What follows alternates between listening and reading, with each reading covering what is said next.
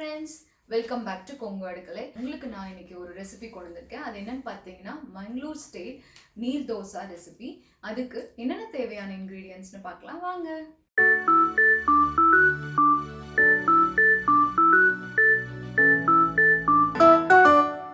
ஒரு கப் அளவு வந்து பச்சரிசி எடுத்து வச்சுருக்கேன். பச்சரிசி இல்லாதவங்க சோனம் மசூரி ரைஸ்னு யூஸ் பண்ணுவாங்க சாப்பாடுக்கு. அந்த ரைஸ் கூட நீங்கள் யூஸ் பண்ணிக்கலாம். அதுவும் வந்துட்டு பச்சரிசி மாதிரி தான்.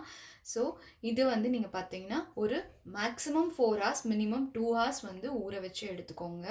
அப்புறம் அதே அளவு இப்போ ஒரு கப் அளவு ரைஸ்னால் 2 கப் அளவு தான் தண்ணி வந்து இந்த மாவில் ஃபுல்லாக இருக்கணும். நம்ம அரைக்கிறதுக்கு யூஸ் பண்ணுறதாகட்டும் கலக்கிறதாகட்டும் எல்லாமே வந்துட்டு ஒரு அந்த 2 கப் அதே கப்பில் 2 கப் அளவு தண்ணியிலேயே அது எல்லாத்தையும் நீங்கள் பண்ணணும். ஸோ அப்புறம் பார்த்திங்கன்னா தேங்காய் வந்து ஒரு 2 டேபிள் ஸ்பூன் அளவு நான் எடுத்து வச்சுருக்கேன். அப்புறம் உப்பு வந்து தேவையான அளவு. ஸோ ஃபர்ஸ்ட்டு இதை கொஞ்சமாக தண்ணி ஊற்றி நீங்கள் அரிசியை அரைச்சி எடுத்துக்கோங்க. அதுக்கப்புறம் மீதி இருக்கிற தண்ணியை வந்து நம்ம அதில் கலக்கி நம்ம எப்படி பண்ணலான்னு பார்க்கலாம் வாங்க. இப்போ பாருங்கள், நான் தேங்காவும் அந்த பச்சரிசி ஊற வச்சதையும் சேர்த்து ஒரு அரை கப் அளவு தண்ணி மட்டும்தாங்க சேர்த்து நான் அரைச்சி எடுத்து வச்சுருக்கேன். ஸோ நீங்கள் ஃபர்ஸ்ட் வந்து 1/4 கப் அளவு தண்ணி சேர்த்து அரைங்க. அதுக்கப்புறம் மீதி 1/4 கப் கடைசியாக நீங்கள் மிக்ஸி ஜார் ஃபுல்லாக வாஷ் பண்ணி ஊற்றுறப்போ இது யூஸ் பண்ணிக்கோங்க. இப்போது நான் தேவையான அளவு உப்பு சேர்த்துக்கிறேன். இதுக்கப்புறம் நம்ம எடுத்து வச்சிருந்த தண்ணியில் மீதி தண்ணியை நீங்கள் இதில் சேர்த்துக்கணும். அதுக்கு மேலே நீங்கள் தண்ணி எடுத்துக்காதீங்க. இப்போ இதை நல்லா கலக்கிக்கோங்க. இப்போ பாருங்கள், இந்த அளவுக்கு இருக்கணும் கன்சிஸ்டன்சி. அதாவது நம்ம பால் எப்படி இருக்கோ அந்த அளவுக்கு தான் இருக்கணும். ஸோ நீங்கள் தண்ணி வந்து கம்மியாக ஆட் பண்ணிங்கன்னா தோசை நீங்கள் ஊற்றுறப்போ உடஞ்சி வர மாதிரி இருக்கும். ஸோ இந்த கன்சிஸ்டன்சி எடுத்துக்கோங்க. அதாவது 1:2 ரேஷியோ ரைஸ்க்கும் தண்ணிக்கும். இப்போ நம்ம தோசை எப்படி ஊற்றுறதுன்னு பார்க்கலாங்க. இப்போ பாருங்கள், கல் வந்துட்டு நீங்கள் மீடியம் ஃப்ளேமில் வச்சுக்கணும் எப்போவுமே. இது ஏன்னா நம்ம ஒன் சைட் தான் குக் பண்ணுவோம். ஸோ அதனால் மீடியமில் வச்சுக்கோங்க. ஃபஸ்ட்டு கொஞ்சமாக எண்ணெய் விட்டுக்கோங்க.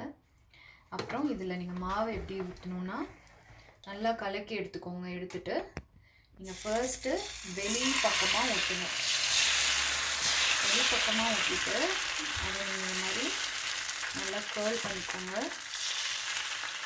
பண்ணிவிட்டு இந்த கேப்லலாம் நீங்கள் ஊற்றி ஃபில் பண்ணுங்க.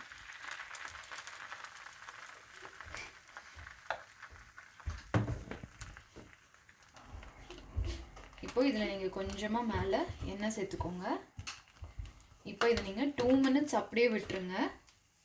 இப்போ நம்ம இந்த தோசை ஊற்றணுன்னு பாருங்கள், எங்கேயுமே வந்து உங்களுக்கு பிரேக் ஆகாமல் இருக்குது. ஸோ அந்த மாதிரி உங்களுக்கு வந்து உடஞ்சி வர மாதிரி கிராக் மாதிரி வந்துச்சுன்னா நீங்கள் வந்து தண்ணி இன்னும் கொஞ்சம் ஆட் பண்ணணுன்னு அர்த்தம். கொஞ்சம் திக்காக இருக்குன்னு அர்த்தம் மாவு. ஸோ அந்த டைமில் தண்ணி கொஞ்சம் ஆட் பண்ணிக்கோங்க. இப்போ பாருங்கள் 2 minutes ஆயிடுச்சு. ஸோ இது நீங்கள் பாருங்கள், சைட் ஃபுல்லாக நீங்கள் வந்து பார்த்தீங்கன்னா இந்த தோசை அப்படியே பேன் விட்டு வெளியே வருது. ஸோ இந்த ஸ்டேஜில் தான் நம்ம எடுக்கணும்னு அர்த்தம். இப்போ இது எப்படி எடுக்கணும்னா பாருங்கள், இங்கேருந்து இங்கே இது ஒரு ஹாஃபாக அப்படியே ஃபோல்ட் பண்ணிக்கோங்க. அடுத்தது இங்கேருந்து இன்னொரு ஹாஃப். அவ்வளோதாங்க. இனி அப்படியே எடுத்து நம்ம இதை பரிமாறலாம். நம்மளோட நீர் தோசை ரெடி ஆயிடுச்சுங்க. இன்றைக்கி நான் இதுக்கு எக் கிரேவி காம்பினேஷனாக எடுத்திருக்கேன். ஸோ நீங்கள் நீர் தோசை வந்து எப்போவுமே தேங்காய் சட்னி கூட ட்ரை பண்ணி பாருங்கள். ரொம்ப நல்லாயிருக்கும் டேஸ்ட்டாக. அதுக்கப்புறம் நீங்கள் நான்வெஜ் கிரேவி எது வேணாலும் கூட எடுத்துக்கலாம். வெஜிடேரியன் கிரேவி அரைச்சி வச்ச குழம்பு இது கூட ரொம்ப நல்லாயிருக்கும். ட்ரை பண்ணி பாருங்கள். டிப் ஆஃப் த டேங்க, இன்றைக்கி நம்ம பண்ண நீர் தோசை ரெசிபியில் நம்ம அரிசியை ஊற வச்சு பண்ணியிருந்தோம். அப்படி இல்லை இன்ஸ்டன்ட் அரிசி மாவு வந்து நிறையா பேர்த்து வீட்டில் கண்டிப்பாக வச்சுருப்பீங்க. ஸோ ஊற வச்சு பண்ணுறதுக்கு டைம் இல்லைங்கிறப்போ நீங்கள் அந்த இன்ஸ்டன்ட் மாவை இதே ப்ரொப்போர்ஷன் 1:2 ப்ரொப்போர்ஷன் மாவும் வாட்டரும் அந்த ப்ரொப்போர்ஷனில் நீங்கள் எடுத்துகிட்டு நீங்கள் ட்ரை பண்ணி பாருங்கள். இதே மாதிரி நீர் தோசை நல்லாவே வருங்க. ஸோ இந்த ரெசிபி நீங்கள் எல்லோரும் கண்டிப்பாக ட்ரை பண்ணி பார்க்கணும்.